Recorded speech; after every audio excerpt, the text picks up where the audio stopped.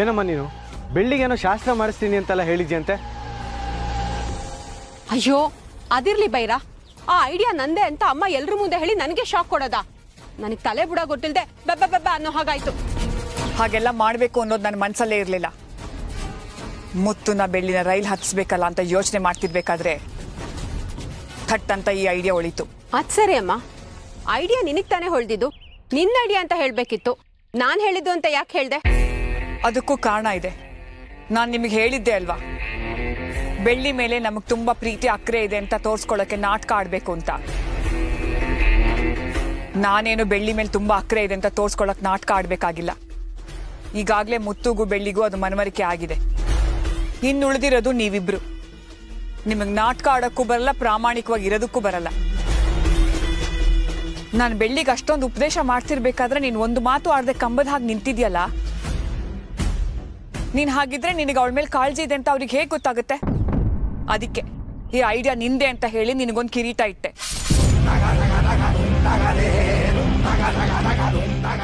ಈಗ ಅವರಿಬ್ರಿಗೂ ನಿನ್ನ ಮೇಲೆ ಒಳ್ಳೆ ಅಭಿಪ್ರಾಯ ಬಂದಿರುತ್ತೆ.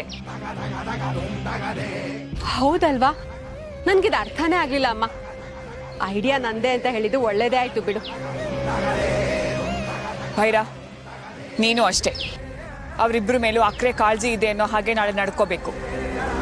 ನಾಳೆ ಷಣ್ಮುಗ ಎಲ್ಲ ಕೆಲಸನೂ ಅವನೇ ಗುತ್ತಿಗೆಗೆ ತಗೊಂಡಿರೋ ಹಾಗೆ ಕೆಲಸ ಮಾಡ್ತಾ ಇರ್ತಾನೆ. ನೀನು ಅವನ ಜೊತೆ ಸೇರ್ಕೊಂಡು ಅಲ್ಪ ಸ್ವಲ್ಪ ಕೆಲಸ ಮಾಡು. ನಿನಗೂ ಅವ್ರ ಮೇಲೆ ಪ್ರೀತಿ ಅಕ್ರೆ ಇದೆ ಅನ್ನೋ ಹಾಗೆ ನಡ್ಕೋ. ಅಷ್ಟೇ ಸಾಕ? ಇಲ್ಲ ಬೆಳ್ಳಿ ಪಾದ ತೊಳೆದು ಆ ನೀರನ್ನ ತೀರ್ಥ ಅಂತ ಕುಡಿಲ್ಲ? ನೀನೇನಮ್ಮ ಅವಳ ಹೊಟ್ಟೆಲಿರೋ ಪಿಂಡನ ಕಿತ್ ಬೀಸಾಕೋದಕ್ಕೆ ಏನಾದ್ರು ಪ್ಲಾನ್ ಮಾಡ್ತಿರ್ತೀಯ ಅನ್ಕೊಂಡ್ರೆ ನೀನು ಅವ್ರ ಜೊತೆ ಸೇರ್ಕೊಂಡು ಸಂಭ್ರಮ ನಡೆಸ್ತಾ ಇದೆಯಲ್ಲ ಇಲ್ಲಿ. ಸುಮ್ಮನೆ ತಲೆ ಹರಟೆ ಮಾಡದೆ ನಾನು ಹೇಳ್ದಾಗ ಕೇಳು ಅಂತ ನಿನಗೆ ಹೇಳಿದೀನಿ ತಾನೆ. ಮುಂದೆ ನಾವು ಆ ಪಿಂಡನ ಕಿತ್ತು ಬಿಸಾಕೋದಕ್ಕೆ ನಾಳೆ ಅವ್ರ ಮುಂದೆ ಸಡಗರ ಸಂಭ್ರಮದಿಂದ ಓಡಾಡಲೇಬೇಕು. ಯಾರಿಗೂ ಅನುಮಾನ ಬರಬಾರ್ದು. ನಾವೀಗಲೇ ಬೆಳ್ಳಿನ ದೂರ ಮಾಡಿದ್ರೆ ನಾಳೆ ಆ ಮಗು ನೆಗೆದು ಬಿದ್ಮೇಲೆ ಎಲ್ಲರೂ ನಮ್ಮ ಕಡೆ ಕೈ ಮಾಡಿ ತೋರಿಸ್ತಾರೆ.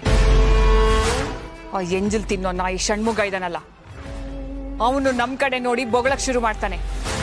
ನಾಳೆ ನಾವು ಅವ್ರ ಜೊತೆ ಸೇರಿ ಸಂತೋಷ ಸಂಭ್ರಮನ ಆಚರಿಸೋಣ. 2-3 ದಿನ ಆದ್ಮೇಲೆ ಹಾಲಲ್ಲಿ ಅಬಾರ್ಷನ್ ಟ್ಯಾಬ್ಲೆಟ್ ಹಾಕಿ ಬೆಳ್ಳಿ ಕುಡಿಸಿ ಆ ಮಗು ಕತೆನ ಮುಗಿಸೋಣ.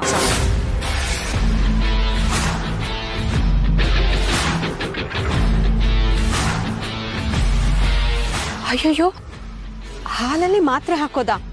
ಹೌದು, ಅದೇ ಸರಿಯಾದ ದಾರಿ. ನೀನ್ ಈಗ್ಲೇ ಆ ಮಾತ್ರೆನ ತಂದಿಟ್ಕೋ. ಸರಿಯಾದ ಸಮಯ ನೋಡಿ ಬೆಳ್ಳಿಗೆ ಹಾಲಿನಲ್ಲಿ ಅದನ್ನ ಹಾಕೊಡೋಣ.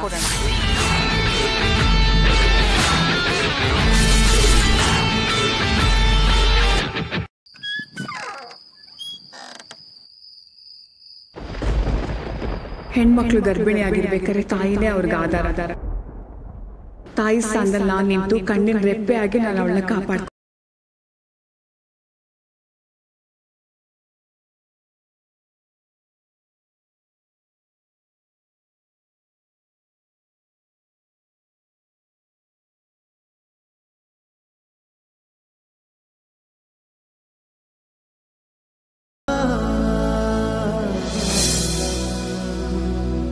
ಬೆಳ್ಳಿ, ಯಾಕೆ ಹೇಳ್ತಿದ್ಯಾ? ಸಂತೋಷವಾಗಿರೋ ಸಮಯದಲ್ಲಿ ಕಣ್ಣೀರು ಯಾಕೆ?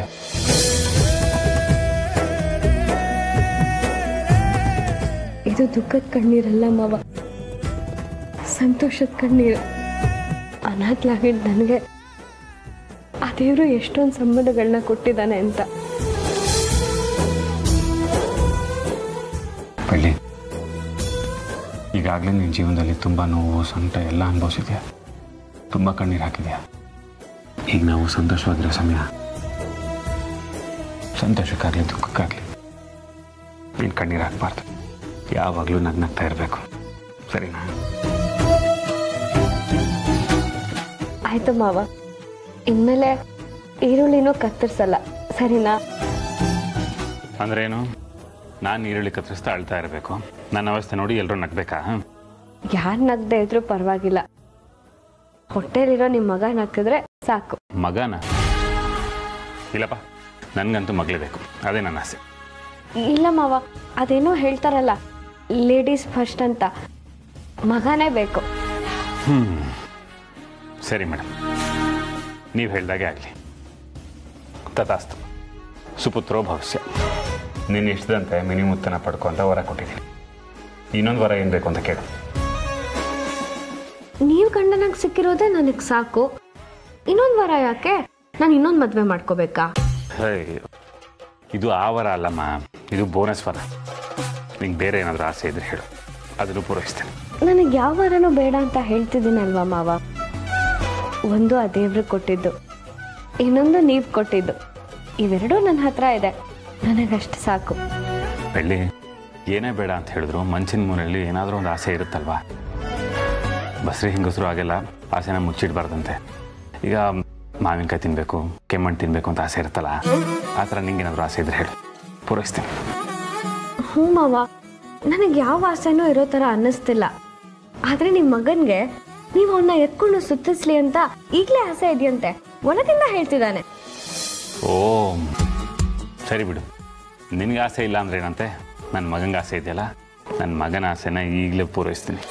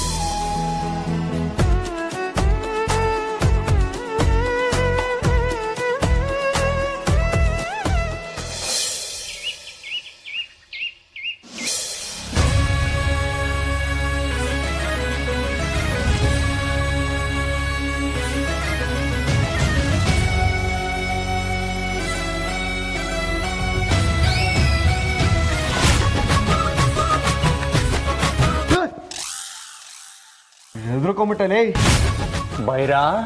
ಅಬ್ಬ, ನೀನು ಎಣ್ಣೆ ಹೊಡೆಯೋದು ಮಾತ್ರ ಟ್ಯಾಲೆಂಟು ಅಂದ್ಕೊಂಡಿದ್ದೆ. ತೋರಣನು ಈ ರೇಂಜ್ ಕಟ್ತೀಯಲ್ಲಪ್ಪ. ಪಾಪ ಏನು ಕಸಬು, ಏನು ಕಸಬು ಅಲ್ಲ ಬೈರಾ. ಬೆಳ್ಳಿ ಬಗ್ಗೆ ನಿನಗೆ ಪ್ರೀತಿನೇ ಇಲ್ಲ ಅಂತ ತಪ್ಪು ತಿಳ್ಕೊಂಡ್ಬಿಟ್ಟಿದೆ ನೋಡು.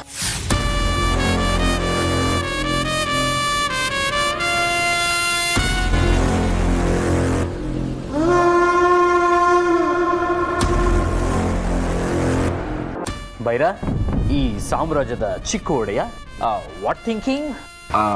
ಅದೇನು ಇಲ್ಲ ಷಣ್ಮುಗ. ಇಷ್ಟು ದಿನ ಕುಡ್ಕೊಂಬಂದು ಅದ್ಗೆ ಜೊತೆ ತುಂಬಾ ಕೆಟ್ಟದಾಗ ನಡ್ಕೊಂಡಿದ್ದೆ. ಅವ್ರು ಕೊಟ್ಟಿದ್ದ ಊಟನೆಲ್ಲ ಬಿಸಾಕಿ ಕೆಟ್ಟದಾಗ ಮಾತಾಡಿದ್ದೆ. ಆ ಪಾಪಕ್ಕೆಲ್ಲ ಪ್ರಾಯಶ್ಚಿತ್ತ ಪಡ್ಕೋಬೇಕಲ್ವಾ, ಅದಕ್ಕೆ ಇದನ್ನೆಲ್ಲ ಮಾಡ್ತಾ ಇದ್ದೀನಿ. ಅಷ್ಟೇ ಅಲ್ಲ, ಈಗ ಅದ್ಗೆ ಹುಟ್ಟೋ ಮಗುನ ನಾನು ತುಂಬಾ ಚೆನ್ನಾಗಿ ನೋಡ್ಕೋಬೇಕು ಅಂತಿದ್ದೀನಿ. ಆ ಮಗು ಬರೋವರೆಗೂ ಅದಕ್ಕೆ ನಾ ಕಣ್ಣಲ್ಲಿ ಕಣ್ಣಿಟ್ಟು ನೋಡ್ಕೋತೀನಿ. ಯಾಕೆ, ಏನಾಯ್ತು? ಅಲ್ಲ ಬೈರಾ, ಯಾವ್ದಾದ್ರು ಹೊಸ ಬ್ರ್ಯಾಂಡ್ನ ಪೋಟ್ಕೊಬಿಟ್ಟ? ನೋಡಪ್ಪ, ನಮ್ ಜನದ್ದು ಇದೇ ತೊಂದ್ರೆ. ಒಳ್ಳೇದೇನಾದ್ರೂ ಮಾತಾಡಿದ್ರೆ ಅದನ್ನು ಕೊಂಕಾಗೆ ನೋಡ್ತಾರೆ. ಬೇಜಾರು ಮಾಡ್ಕೋಬೇಡ ಕಣ, ತಮಾಷೆ ಮಾಡಿದೆ ಅಷ್ಟೆ. ನೀನು ಬದಲಾಗಿದ್ಯಾ ಅಂದ್ರೆ ಅದಕ್ಕಿಂತ ದೊಡ್ಡ ಖುಷಿ ನನಗೆ ಇನ್ನೇನೋ ಇದೆ. ಅಲ್ಲ ಬೈರಾ, ತಪ್ಪು ಮಾಡೋದು ದೊಡ್ಡ ವಿಷಯ ಅಲ್ಲ ಕಣ, ಅದನ್ನ ಅರ್ಥ ಮಾಡ್ಕೊಂಡು ತಿತ್ಕೋತಾರಲ್ಲ ಅದು ದೊಡ್ಡ ವಿಷಯ. ಆ ಮಾಯ ಅದನ್ನ ಅರ್ಥ ಮಾಡ್ಕೊಳ್ಳಿಲ್ಲ ನೋಡು. ಷಣ್ಮುಗ, ನಮ್ಮ ಅತ್ತಿಗೆ ಇದ್ದಿದ್ದೋರ ಒಳ್ಳೆ ಫಂಕ್ಷನ್ ನಡಿಬೇಕಾದ್ರೆ ಆ ಮಾಯನ್ ಸುದ್ದಿ ಎತ್ಬೇಡ ನೀನು. ಮೈಯೆಲ್ಲ ಉರ್ದೋಗತ್ತೆ. ಅದೆಲ್ಲ ಹಾಗಿರ್ಲಿ, ನೋಡು, ನೀನ್ ಒಳ್ಳೆ ಮದ್ವೆ ಗಂಡ ತರ ಕಾಣ್ತಾ ಇದೀಯಾ. ನಿನ್ನ ಮದ್ವೆ ಯಾವಾಗ? ನಾನ್ ಯಾವಾಗ ನಿನ್ ಮದ್ವೆಗೆ ಈ ತರ ತೋರಣ ಕಟ್ಟೋದು? ಹಾ,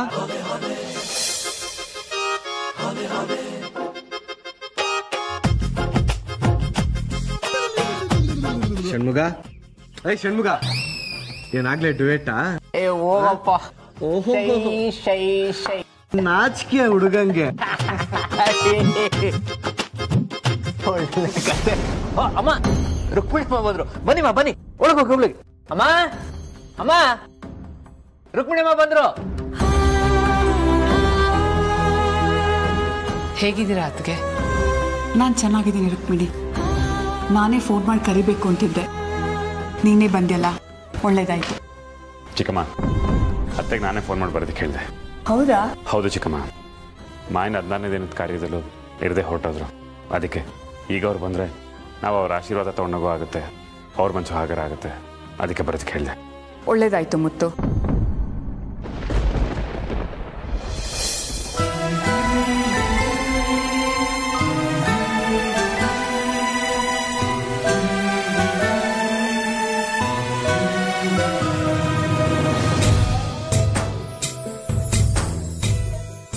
ಅದಕ್ಕೆ ನನ್ನ ಮಗಳು ಸತ್ಮೇಲೆ ಅವಳು ನಿಮ್ಮ ಮನಸ್ಸೇನೇ ಮನೆ ಆಗಿದ್ದಾಳೆ ಅಂತ ಅಂದ್ಕೊಂಡಿದ್ದೆ. ಎಲ್ಲಿ ನೋಡಿದ್ರೆ ಅವಳ ಫೋಟೋನ ಹಾಲಲ್ಲಿ ಹಾಕಿ ಪೂಜೆ ಮಾಡ್ತಾ ಇದ್ದೀರಾ. ಇದರಿಂದಾನೇ ಗೊತ್ತಾಗತ್ತೆ ನಿಮಗೆ ಅವಳ ಮೇಲೆ ಎಷ್ಟು ಪ್ರೀತಿ ವಿಶ್ವಾಸ ಇತ್ತು ಅಂತ.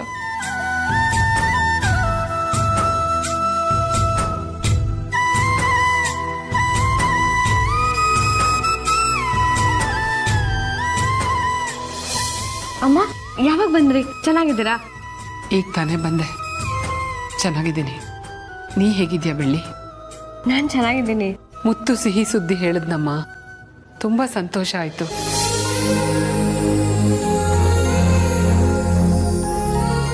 ನನಗೆ ಆಶೀರ್ವಾದ ಮಾಡಿ ಅಮ್ಮ. ಎಲ್ಲ ಒಳ್ಳೇದಾಗಲಿ. ಆ ದೇವರು ನಿನ್ನ ಚೆನ್ನಾಗಿಟ್ಟಿರಲಿ. ಈ ಮನೆ ಬೆಳಗೋ ಅಂತ ಒಳ್ಳೆ ಮಗುನ ಎತ್ಕೊಡು.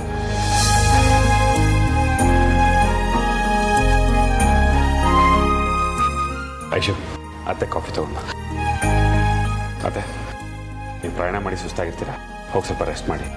ಪೂಜೆ ಶುರು ಆಗೋದಕ್ಕೆ ಇನ್ನೊಂದು ಸ್ವಲ್ಪ ಹೊತ್ತಾಗುತ್ತೆ. ಷಣ್ಮುಗ ಬಾ, ಒಂದು ಸ್ವಲ್ಪ ಕೆಲಸ ಇದೆ. ಬೆಳಿ ಬಾ.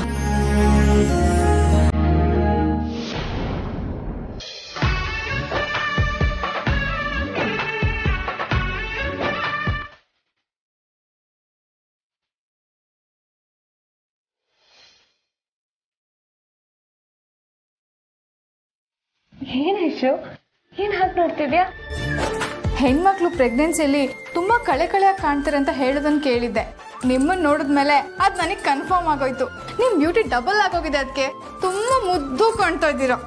ನೀನೇನಾದ್ರೂ ಗರ್ಭಿಣಿ ಆದ್ರೆ ನನಗಿಂತ 2 ಪಟ್ಟಷ್ಟು ಇನ್ನೂ ಚೆನ್ನಾಗಿ ಕಾಣಿಸ್ತೀಯ. ತಗವಾ ಜ್ಯೂಸ್ ಟೈಮ್, ಜ್ಯೂಸ್ ಕುಡಿಬೇಕಲ್ವಾ? ಯವ್ವಿ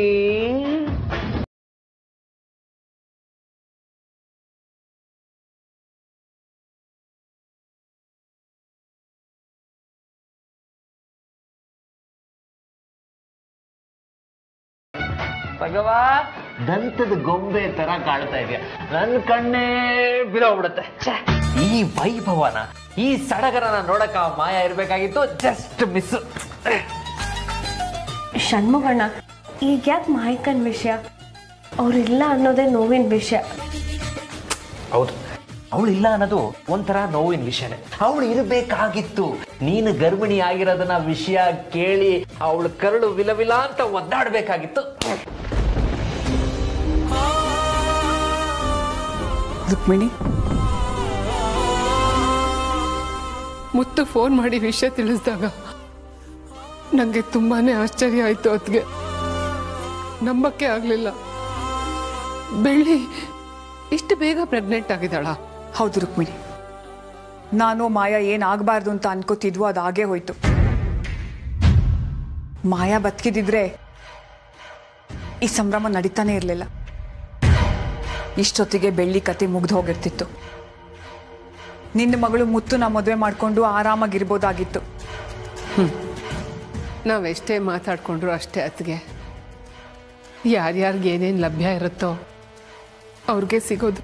ಹಾಗಂತ ಸುಮ್ಮನೆ ಕೂತ್ಕೊಳ್ಳೋಕ್ಕಾಗಲ್ಲ ರುಕ್ಮಿಣಿ. ಲಭ್ಯ ಇರೋದನ್ನ ದಕ್ಕಿಸ್ಕೋಬೇಕಲ್ವಾ? ನೀವೇನು ಹೇಳ್ತಾ ಇದ್ದೀರಾ ಅಂತ ನನ್ಗೆ ಅರ್ಥ ಆಗ್ತಿಲ್ಲ ಅತ್ತಿಗೆ. ವಿಲ್ಲಲ್ಲಿರೋ ಪ್ರಕಾರ ಈಗೇನಾದ್ರೂ ಬೆಳ್ಳಿ ಮಗು ಹೆತ್ರೆ ನಮ್ಮ ಆಸ್ತಿಯಲ್ಲಿ ಅರ್ಧ ಭಾಗ ಅವಳಿಗಾಗೋಗುತ್ತೆ. ಆ ಆಸ್ತಿನ ನಾವು ಉಳಿಸ್ಕೋಬೇಕು ಅಂದ್ರೆ ಆ ಮಗು ಈ ಭೂಮಿ ಮೇಲೆ ಬರೋದಕ್ಕೆ ನಾವು ಬಿಡಬಾರ್ದು. ಈ ಪೂಜೆ, ಆಶೀರ್ವಾದ, ಶಾಸ್ತ್ರ ಎಲ್ಲ ನೀವೇ ಮುಂದೆ ನಿಂತು ಮಾಡ್ತಾ ಇದ್ದೀರಾ ಅಂತ ಮುತ್ತು ಹೇಳಿದ್ನಲ್ಲ? ಹೌದು, ಅದನ್ನ ನಾನೇ ಹೇಳಿದ್ದು. ಅದರ ಹಿಂದೆ ಬೇಕಾದಷ್ಟು ಕಾರಣಗಳಿದೆ. ನೀವು ಮೊದಲಿಂದನೂ ಕಾರಣಗಳನ್ನ ಕೊಟ್ಕೊಂಡೇ ಬಂದ್ರಿ ಅದಕ್ಕೆ. ಆದರೆ ಅದರಿಂದ ಏನು ಪ್ರಯೋಜನನೇ ಆಗ್ಲಿಲ್ವಲ್ಲ? ನನ್ನ ಮಗಳು 2.5 ವರ್ಷ ನಿಮ್ಮನೇಲೇ ಇದ್ಲು. ನೀವು ಮುತ್ತು ಜೊತೆ ಅವಳು ಮದುವೆ ಮಾಡಬೇಕು ಅಂತ ತಿಪ್ಪರ್ಲಾಗ ಹಾಕಿದ್ರಿ. ಏನು ಪ್ರಯೋಜನ ಆಯಿತು? ಅದರಿಂದನೂ ಏನೂ ಉಪಯೋಗ ಆಗಲಿಲ್ಲ. ನಿಮ್ಮ ಕೈಲಿ ಏನೂ ಆಗಲೇ ಇಲ್ಲ. ತಾಳಿ ಕಟ್ಟೋ ಸಮಯದಲ್ಲಿ ನೀವೇ ಅದನ್ನು ತಡೆದ್ರಿ. ಆಮೇಲೆ ಅದನ್ನು ಮಾಡಿದ್ದು ನಾನಲ್ಲ, ಚಿತ್ರ ಆತ್ಮ ಅಂಥೇಳಿ ಮಾಯನ್ನ ವಾಪಸ್ ಕಳಿಸಿದ್ರಿ. ಅವಳು ನಿಮ್ಮ ಮಾತನ್ನು ನಂಬ್ಕೊಂಡು ಗಾಳಿ ಗೋಪುರನೇ ಕಟ್ಬಿಟ್ಲಲ್ಲ ಅದಕ್ಕೆ.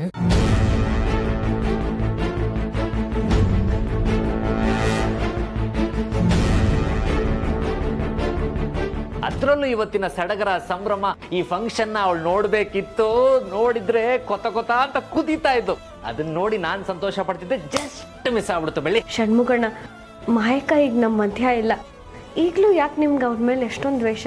ಬೆಳ್ಳಿ, ಆಟ ಮತ್ತೆ ಯುದ್ಧದಲ್ಲಿ ಸರಿ ಸಮಾನ ಜೊತೆ ಕಾದಾಡಿದ್ರೇನೆ ಮಜಾ.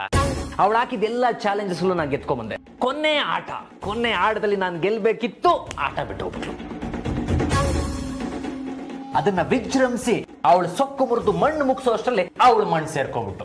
ಆ ವಿಜಯೋತ್ಸವ, ಆ ಸಂಭ್ರಮ ಮಿಸ್ ಆಗೋಯ್ತಲ್ಲ ಅಂತ ನನಗೊಂಥರ ಬೇಜಾರು. ಷಣ್ಮುಗಣ್ಣ, ನಾವ್ ಹೇಗೋ ಅವಳು ಕಾರ್ಯ ಮಾಡಿ ಅವಳು ಶಾಂತವಾಗಿದ್ದಾಳೆ. ಈಗ ನೀವು ಮತ್ತೆ ಅವಳನ್ನ ಪ್ರವೋಕ್ ಮಾಡಿ ಏನೋ ಸಮಸ್ಯೆ ಆದ್ರೆ ಏನ್ ಮಾಡ್ತೀರಾ? ಹೌದು ಷಣ್ಮುಗಣ್ಣ, ಐಶು ಹೇಳ್ತಿರೋದು ಸರಿಯಾಗೇ ಇದೆ. ನಮ್ಮನ್ನೇ ಯಾರಾದ್ರೂ ಕೆರಳಿಸಿದ್ರೆ ನಮ್ಗೆ ಎಷ್ಟು ಕೋಪ ಬರುತ್ತೆ. ಇನ್ನು ಆತ್ಮಗಳಿಗೇನಾದ್ರೂ ಕೆರಳಿಸಿದ್ರೆ ಅಯ್ಯೋ ಬೇಡಪ್ಪ, ಸುಮ್ಮನೆ ಯಾಕೆ ಸಿಬ್ರು ಕೇಳಬೇಕು? ಇದನ್ನ ಇಲ್ಲಿಗೆ ಬಿಟ್ಬಿಡಿ. ಸರಿ ಬಿಡು, ಅದು ನನ್ನ ಮಾಯನ ಯುದ್ಧ. ಅದರಿಂದ ನಿಮ್ಮ ಖುಷಿ ಸಂಭ್ರಮ ಹಾಳಾಗದ್ ಬೇಡ. ಶಾಸ್ತ್ರಿಗಳು ಕಾಯ್ತಾ ಇದ್ದಾರೆ. ಐಶು, ಬೆಳ್ಳಿನ ಕರ್ಕೊಂಡು ಇಮಿಡಿಯೇಟ್ ಆಗಿ ಬಾ. ಹೂ ತರ ಕರ್ಕೊ ಬರ್ಬೇಕು. ಟಕ್ ಟಕ್ ಟಕ್ ಅಂತ. ನಮ್ಮ ಅಳಿಯ ಹುಷಾರು.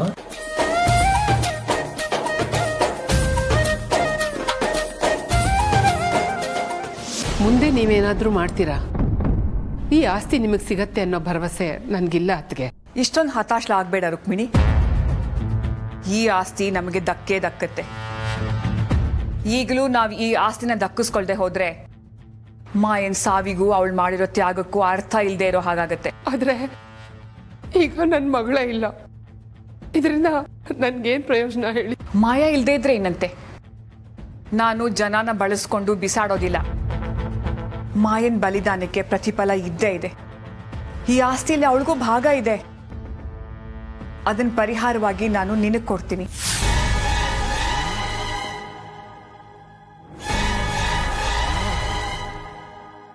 ಅಮ್ಮ, ಶಾಸ್ತ್ರಿಗಳು ಕರೀತಿದ್ದಾರೆ. ರುಕ್ಮಿಣಿ, ಒಂದು ನಿಮಿಷ ಬಂದೆ.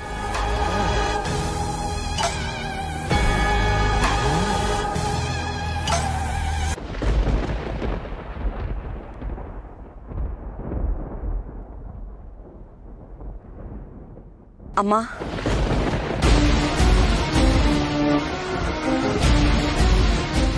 ಮಾಯಾ,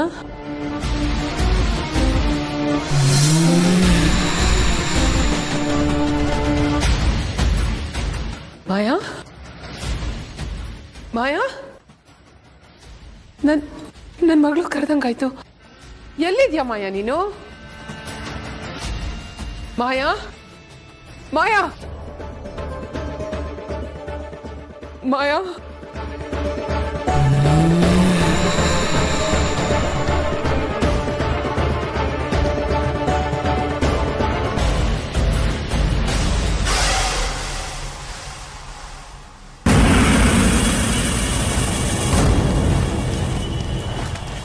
ಇದೇನಿದು?